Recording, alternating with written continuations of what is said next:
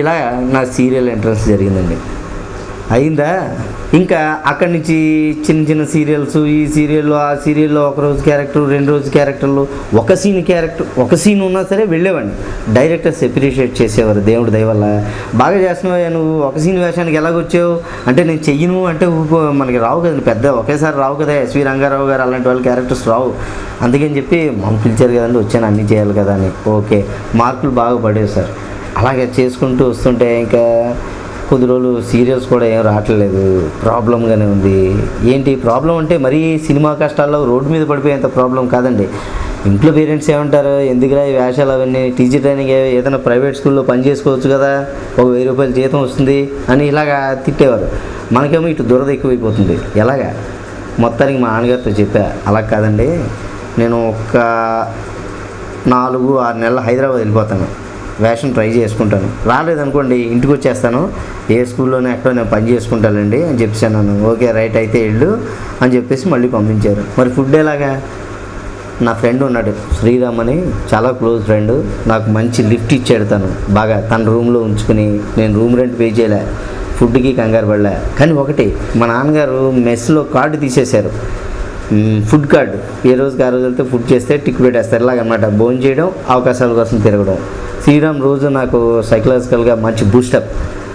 ఏం కంగారు పడక రావా, వేషాలు వస్తాయి, నీకంటూ ఈరోజు ఖాళీ దొరికిందా, ఎంజాయ్ చేయి, రేపు నువ్వు బిజీ అయ్యాక ఎంజాయ్ చేయడానికి నీకు టైమే దొరకవు అని చెప్పేవాడు. తను అప్పుడు అలా ఎందుకు చెప్పాడో తెలియదు, కానీ నేను బిజీగా ఉన్న రోజులు కూడా వచ్చాయి మధ్యలో, చాలా బిజీగా ఉన్న రోజులు. ఆ టెన్షన్లో నేను యాక్సిడెంట్లు చేసుకున్న రోజులు కూడా వచ్చాయన్నమాట రోడ్ల మీద.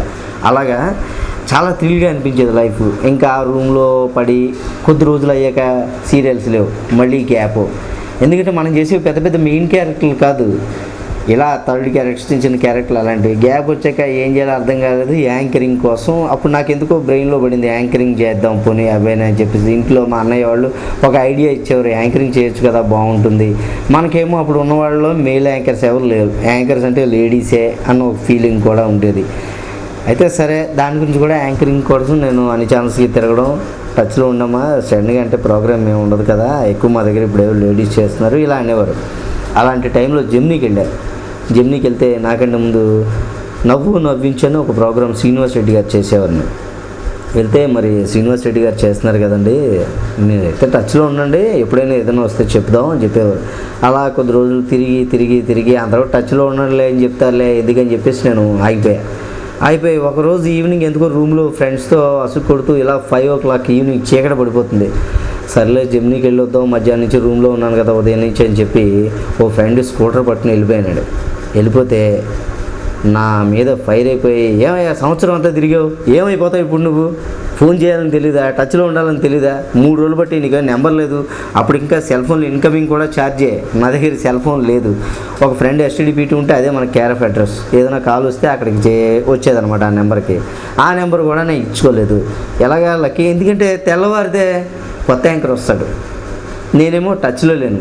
శ్రీనివాస్ రెడ్డి గారు ఆ నైట్ లాస్ట్ ఎపిసోడ్, ఎందుకంటే ఈడియట్ సినిమాలో ఆయన వేసిన క్యారెక్టర్ మంచి బాగా పెళ్ళి ఆయన బిజీ అయిపోయి ఇంకా టీవీలు తగ్గిద్దాం ఉద్దేశంలో ఆయన ఉన్నారనమాట. సినిమా అవకాశాలు బాగా వచ్చాయి ఆయనకి.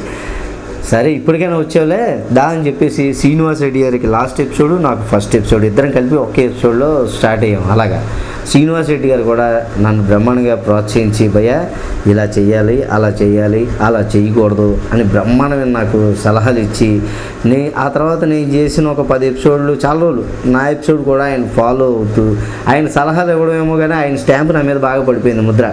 కొద్దిగా ఆయన ఇమిటేషనే చేసేవాడు నేను.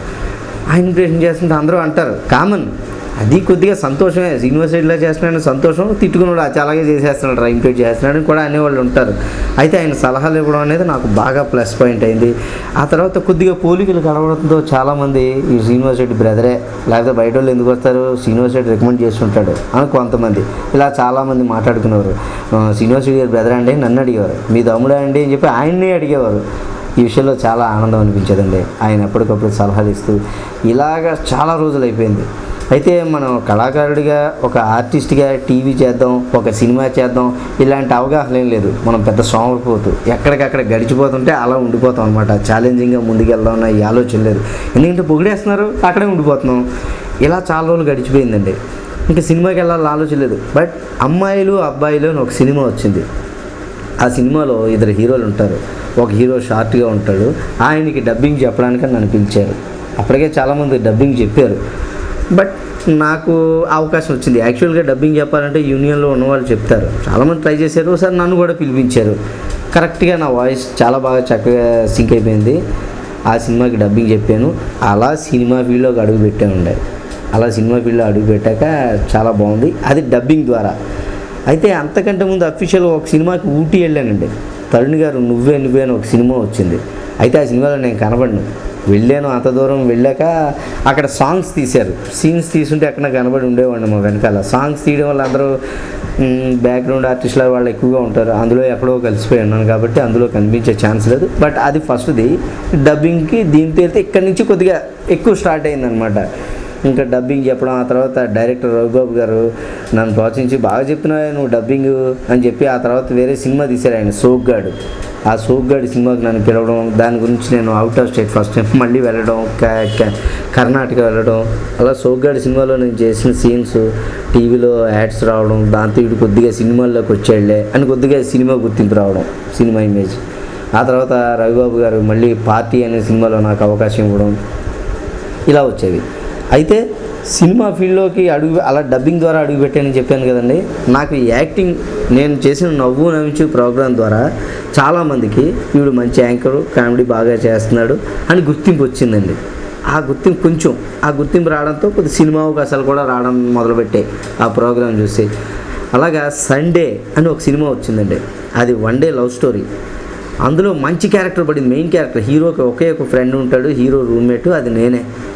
చాలా మంచి క్యారెక్టర్, ఫుల్ లెంత్ క్యారెక్టర్. అది నా ఫస్ట్ సినిమాకే. అంటే ఫస్ట్ సినిమా అంటే నేను ట్రై చేయకుండా నాకు వచ్చింది. దేవుడి దయ వల్ల ఇంతవరకు నేను చేసిన సినిమాలన్నీ ట్రై చేయకుండానే వచ్చాయి. అదేం అదృష్టమో కానీ మరి. అంటే ట్రై చేయకుండా రావడం అంటే అది నా టాలెంటో బలిపోనే కాదు. చాలామంది ఆర్టిస్టులు ఉంటారు, ఎవరో బిజీగా ఉంటే నెక్స్ట్ ఆప్షన్ ఇంకోళ్ళకి వస్తుంది. అలాగే నాకు వచ్చినవి ఉన్నాయన్నమాట. అది ఒక అదృష్టమే పోనీ. అలా సండే సినిమా, ఆ తర్వాత ఎంజాయ్, యువర్ సబీ, ఇలా దగ్గర ఇప్పటిదాకా నేను 35 ఫిల్మ్స్ చేశానండి. 35 ఫిల్మ్స్ చేసిన, ఎన్ని సినిమాలు చేసినా కూడా ఏ ఆర్టిస్ట్ అయినా కోరుకునేది ఏంటంటే పెద్దవాళ్ళ కాంబినేషన్లో రావాలి, పెద్ద హీరోల పక్కన అవకాశాలు రావాలి. అలా అవకాశాలు వస్తేనే అందరూ చూస్తారు, ఇంకో సినిమా అవకాశం కూడా వస్తుంది. అయితే ఇప్పటిదాకా నాకు పెద్ద హీరోలు అంటే ఒక అల్లరి నరేష్ గారు, సాయి కుమార్ గారు, ఇలాగొచ్చాయి అవకాశాలన్నీ.